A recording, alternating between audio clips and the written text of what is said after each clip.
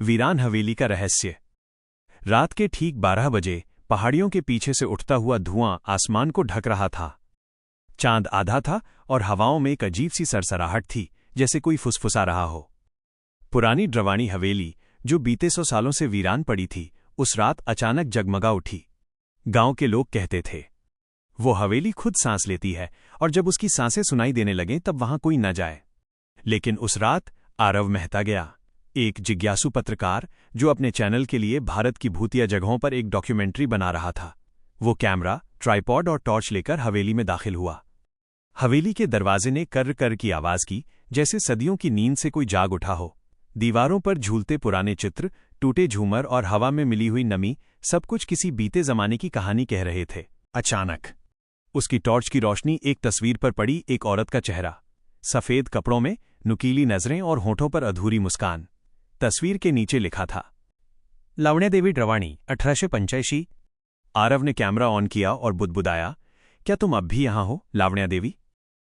और तभी हवेली में एक धीमी हंसी गूंजी। हवेली के हॉल के बीचों बीच खड़ी परछाई से जो आवाज आई, वो आरव के दिमाग में सीधी गूंजी। तुम यहां क्या ढूंढ रहे हो, आरव? आरव का शरीर कांप गया। उसने अपने कैमरे पर या किसी भी रिकॉर्डिंग में अपना पूरा नाम नहीं बताया था। हवेली की चुप्पी अब पहले से ज्यादा भारी थी, जैसे हवा भी डर के मारे थम गई हो। तुम कौन हो? आरव ने टॉर्च को जमीन पर गिरा दिया ताकि उसके दोनों हाथ आजाद हों। उसकी पत्रकारिता की उत्सुकता अब एक भयानक जानलेवा जाल बन गई थी। परछाई 1 इंच भी नहीं हिली, लेकिन उसकी आवाज ने हॉल की दीवारों पर हजारों गूंजें छोड़ी। मैं हूं जिसे तुम ढूंढ रहे थे, लावण्या देवी। क्या तुम सच में मेरी कहानी जानना चाहते हो, आरव? तभी आरव ने महसूस किया कि उसके पीछे का मुख्य दरवाजा जोर से बंद हो गया है। धम की आवाज इतनी तेज थी कि हवेली की पुरानी छत से थोड़ी धूल नीचे गिरी। आरव को अब एहसास हुआ कि ये सिर्फ एक असाइनमेंट नहीं था, वो फंस चुका था। अगर तुम अपनी कहानी बताना चाहती हो, आरव ने खुद को शांत करते हुए कहा, तो सामने आओ। इस तरह परछाई में क्यों छिपी हो? जैसे ही उसने ये कहा, परछाई थोड़ी तेज हुई और उसकी बाहरी रेखाओं पर एक सफेद, अस्थिर चमक दिखाई दी। फिर वो परछाई सिकुड़ने लगी और उसकी जगह पर धीरे धीरे वही सफेद कपड़े वाली औरत खड़ी हो गई, लावण्या देवी। वो अब केवल तस्वीर नहीं थी, बल्कि उसके सामने खड़ी थी। उसकी आंखें गहरी थीं, उनमें कोई पुतली नहीं थी, बस अनंत अंधेरा था। उसके होठों पर वही अधूरी क्रूर मुस्कान थी। लावण्या देवी ने हॉल के एक कोने की ओर इशारा किया, जहां एक पुराना भारी लकड़ी का झूला टूटा पड़ा था। तुम्हारा भाग्य वहीं खत्म होगा जहां मेरा हुआ था, उसने ठंडी सड़ी हुई आवाज में कहा। यहां से भाग जाओ, आरव। तुम्हारी डॉक्यूमेंट्री को मेरी अंतिम चेतावनी की जरूरत नहीं है। इससे पहले कि आरव कुछ कहता, लावण्या देवी का शरीर अचानक हवा में तेजी से घूमने लगा। वो एक बवंडर में बदल गई, जिसकी सफेद परछाई पूरे हॉल को ढकने लगी। वो बवंडर चीखने लगा, हजारों औरतों की चीखों जैसा भयानक शोर। आरव ने देखा कि वो टूटता हुआ झूला अब उसकी ओर तेजी से बढ़ रहा है। लावण्या देवी का शरीर एक सफेद, चीखता बवंडर बन गया, जिसने पूरे हॉल को अपनी चपेट में ले लिया। हवा इतनी जोर से घूमने लगी कि दरवाजों और खिड़कियों के टूटे हुए शीशे हवा में उड़ने लगे। आरव को लगा जैसे हजारों बर्फीले हाथ उसे एक साथ नोच रहे हों। उसने फौरन जमीन पर छलांग लगाई। ठीक उसी पल जब टूटता हुआ लकड़ी का झूला उसकी तरफ एक मिसाइल की तरह आया और जहां वो 1 सेकंड पहले खड़ा था, वहां की दीवार को तोड़ता हुआ निकल गया। आरव ने किसी तरह खुद को हॉल के केंद्र में रखे एक पुराने, भारी पत्थर के स्तंभ के पीछे खींच लिया। वह स्तंभ उसकी ढाल बन गया। भाग जाओ, आरव। बवंडर की भयानक गूंजती हुई आवाजें हर तरफ से आ रही थीं। ये तुम्हारा घर नहीं है, तुम सिर्फ एक दखल हो। लेकिन पत्रकार आरव को एक बात समझ आ गई थी। लावण्या देवी सिर्फ डरा नहीं रही थी, वो कोई रहस्य छिपा रही थी। उसका क्रोध एक पर्दे की तरह था। आरव को याद आया कि गांव के लोगों ने क्या कहा था, वो हवेली खुद सांस लेती है। सांस लेने का मतलब? हवा।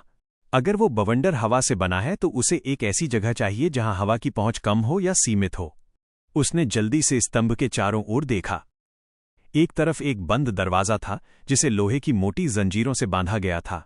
जंजीरों पर जंग लगी हुई थी, पर वो दरवाजा हॉल के बाकी हिस्सों की तुलना में ज्यादा मजबूत लग रहा था। आरव ने पूरी ताकत से जमीन पर गिरी अपनी टॉर्च उठाई। उसकी रोशनी उस जंजीर वाले दरवाजे पर पड़ी। उसने देखा कि दरवाजे के नीचे के हिस्से में, जहां हवा का बहाव कम होगा, वहां जंजीरें हल्की सी उठी हुई थीं। उसे पता था कि उसके पास समय नहीं है। बवंडर स्तंभ के चारों ओर घूमने लगा था और स्तंभ अब हिलने लगा था। आरव ने अंतिम बार लावण्या देवी की ओर देखा, जो अब एक डरावना तूफान थी। मैं इतनी आसानी से नहीं जाता, उसने चिल्लाकर कहा। अपनी पूरी जान लगाकर आरव उस तूफान के किनारे से होते हुए दरवाजे की ओर दौड़ा। जब बवंडर ने उसे छूने की कोशिश की तो उसने खुद को दरवाजे के नीचे जमीन पर लिटा दिया और रेंगने लगा। लोहे की जंजीरें उसके सीने को खरोंच रही थीं, लेकिन वो किसी तरह खुद को दरवाजे के उस पार धकेलने में कामयाब रहा जहां हवा शांत थी। जैसे ही वो दरवाजे के दूसरी तरफ गिरा, बवंडर अचानक शांत हो गया। चारों ओर भयानक चुप्पी छा गई। केवल आरव की हाँफने की आवाज सुनाई दे रही थी। उसने मुड़कर देखा, दरवाजे के पार लावण्या देवी का बवंडर स्थिर हो गया था। आरव अब एक संकरे, अंधेरे गलियारे में था। हवा ठंडी और स्थिर थी, लेकिन इसमें अजीब तरह की मीठी सड़ी हुई गंध थी। उसने अपनी टॉर्च ऊपर की। गलियारे के अंत में एक छोटी सी मेहराबदार खिड़की थी और उसके ठीक नीचे एक गुलाब का सूखा हुआ पौधा पड़ा था, जिसके कांटे नुकीले और डरावने थे। आरव ने ठंडी और मीठी सड़ी हुई गंध वाले उस संकरे गलियारे में आगे बढ़ने का फैसला किया। पीछे मुख्य हॉल में लौटना अब आत्मघाती था।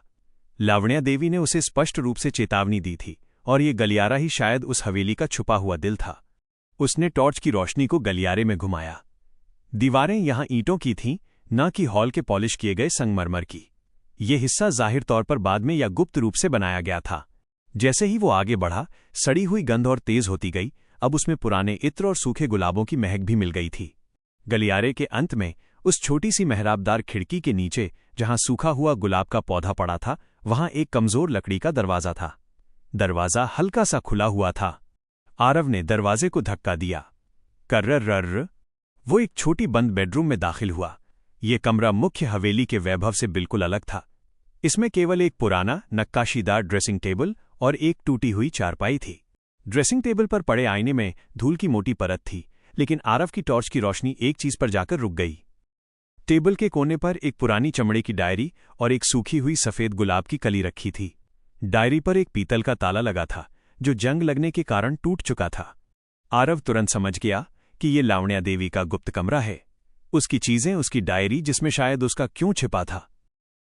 आरव ने डायरी उठाई। उसके पन्ने पीले और नाजुक थे। उसने कैमरे को डायरी पर केंद्रित किया और फुसफुसाया, लावण्या देवी, मुझे उम्मीद है कि तुम यहां मुझे माफ कर दोगी, लेकिन ये कहानी दुनिया को जाननी चाहिए। उसने पहला पन्ना खोला। लिखावट शाही और गोल थी। आखिरी तारीख डायरी में दर्ज थी, 20 मई 1910। आरव ने तेजी से उस आखिरी पन्ने को पढ़ना शुरू किया, जहां कलम के निशान स्याही में थोड़े गहरे थे, जैसे लिखते समय बहुत ज्यादा दबाव डाला गया हो। 20 मई 1910। उन्होंने मुझे इस छोटे से कमरे में बंद कर दिया है। पागल, पागल कहकर। मेरा पति, अब मैं उसे अपना नहीं कहूंगी, चाहता था कि मैं अपने बच्चे को फेंक दूं, क्योंकि वो लड़की थी। वो मुझसे मेरा इकलौता सहारा छीनना चाहता था। मैंने मना किया और उसने मुझे यहां सील कर दिया। मैं इस जहर, शायद मीठी सड़ी हुई गंध का रहस्य, से मर जाऊंगी, लेकिन मैं कसम खाती हूं, मैं यहां रहूंगी। मेरी सांसें इस हवेली को जिंदा रखेंगी, और जो भी मेरी बेटी की आवाज को दबाएगा, उसे मेरा न्याय मिलेगा। ये हवेली कभी चैन से नहीं सोएगी। मैं लावण्या देवी हूं और मैं अब एक सांस हूं। आरव के हाथ कांपने लगे। ये कहानी केवल भूत की नहीं, बल्कि एक मां के भयानक बलिदान और क्रूर अन्याय की थी। लावण्या देवी का गुस्सा उसकी बेटी के लिए था। अचानक बाहर गलियारे से जोर से भागने की आवाजें आईं। ये किसी बच्चे के छोटे छोटे पैरों की आवाज थी, तेज, लयबद्ध और पास आती हुई। आरव ने तेजी से डायरी बंद की। बच्चे के छोटे छोटे पैरों की आवाज उस संकरे गलियारे में तेजी से गूंज रही थी। आवाज नजदीक आती जा रही थी, लेकिन उसकी गति में एक अजीब सी अस्थिरता थी, जैसे कोई जानबूझकर जमीन को छूने से बच रहा हो। आरव ने डायरी को अपनी डॉक्यूमेंट्री के लिए सबूत के तौर पर कैमरे के बैग में सुरक्षित रखा। ये लावण्या देवी की बेटी हो सकती थी, वो बेटी जिसके लिए उसने खुद को इस हवेली में हमेशा के लिए कैद कर लिया था। आरव ने दरवाजे को जोर से बंद करने के बजाय उसे हल्का सा खुला रखा। वो अपनी टॉर्च की रोशनी बंद करके दरवाजे की ओट से बाहर झांका। गलियारे में कोई नहीं था, लेकिन आवाजें अभी भी आ रही थीं। अब वे आवाजें गलियारे की दीवारों से आती हुई लग रही थीं, जैसे कोई पतली अदृश्य चीज दीवारों पर तेजी से चल रही हो। तभी आरव की नजर जमीन पर पड़ी। वहां दरवाजे के ठीक बाहर, जहां कुछ देर पहले सिर्फ धूल थी, अब एक छोटी जंजीर वाली चाबी पड़ी थी। चाबी पुरानी थी, उस पर हल्की सी जंग लगी थी, और उसका आकार कुछ हद तक उस टूटे हुए झूले जैसा था जो उसने हॉल में देखा था। जैसे ही आरव ने उस चाबी को छूने के लिए अपना हाथ आगे बढ़ाया, बच्चे की आवाज ठीक उसके सिर के ऊपर छत से आई। वो केवल कदमों की आवाज नहीं थी, ये एक कोमल पर दुखी फुसफुसाहट थी। बाहर मत निकलो, मां गुस्सा है। आरव का दिल धक से रह गया। ये लावण्या देवी की बेटी थी जो उसे चेतावनी दे रही थी। उसने जल्दी से चाबी उठाई और खुद को वापस कमरे में खींच लिया। आवाजें और कदमों की आहट तेजी से दूर जाने लगी, जैसे कोई चीज अचानक भाग गई हो। आरव ने डायरी, हवेली का सांस लेना और इस गुप्त गलियारे को जोड़ा। 1. लावण्या देवी को उसकी बेटी के कारण उसके पति ने बंद कर दिया था। 2. उसने हवेली को शाप दिया कि वो कभी चैन से नहीं सोएगी। 3. लावण्या देवी एक बवंडर बन गई क्योंकि वो अब एक सांस थी, हवा। 4. ये चाबी और बेटी की आवाज उसे वहां ले जा रही थी जहां असली रहस्य छिपा था। आरव ने ध्यान से चाबी को देखा। इसका आकार जरूर किसी लॉक के लिए था, लेकिन वो लॉक कहां हो सकता था? उसने कमरे का निरीक्षण किया। ड्रेसिंग टेबल, टूटी चारपाई, और फिर उसकी नजर उस सूखे हुए सफेद गुलाब पर पड़ी जो डायरी के पास रखा था। गुलाब की कली की पंखुड़ियां इतनी पुरानी थीं कि वे लगभग पारदर्शी हो चुकी थीं। आरव ने गुलाब को उठाया। वो बहुत हल्का था, और ठीक उसी वक्त उसने महसूस किया कि ड्रेसिंग टेबल का एक किनारा हल्का सा ऊपर उठा हुआ है। उसने गुलाब को अलग रखा और किनारे को हिलाया। वो एक छिपा हुआ छोटा ड्रॉर था जिसे चालाकी से नक्काशी में छिपाया गया था। इस ड्रॉर पर एक छोटा सा ताला लगा था, बिल्कुल उस चाबी के आकार का। आरव ने कांपते हाथों से चाबी को ताले में डाला। क्लिक। ड्रॉर खुल गया। उसमें कोई गहना या पैसा नहीं था। ड्रॉर के अंदर धूल की एक मोटी परत के नीचे एक मुड़ा हुआ पुराना कागज का टुकड़ा और एक अजीब सी धातु की मुहर रखी थी जिस पर डी द्रवाणी अक्षर उकेरा हुआ था। कागज का टुकड़ा एक नक्शा था। उस पर एक ही जगह को लाल स्याही से चिन्हित किया गया था। नक्शे पर लिखा था, अंतिम विश्राम, बगीचे के नीचे। आरव अब जानता था कि उसे कहां जाना है। डायरी, बेटी की चेतावनी और ये गुप्त नक्शा सब एक ही कहानी बता रहे थे। उसने तुरंत धातु की मुहर और नक्शा अपने साथ रखा। यह मुहर शायद किसी गुप्त दरवाजे या ताले को खोलने के काम आएगी।